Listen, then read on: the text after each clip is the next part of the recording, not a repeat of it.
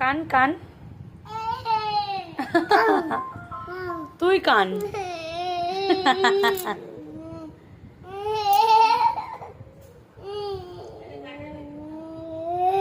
ব্যাস আর কানতে হবে না, থাক। এবার হাসো, এবার হাসো, এবার একটু কাশো, কাশো, কাশো, একটু হাঁচি দাও, হাঁচি দাও।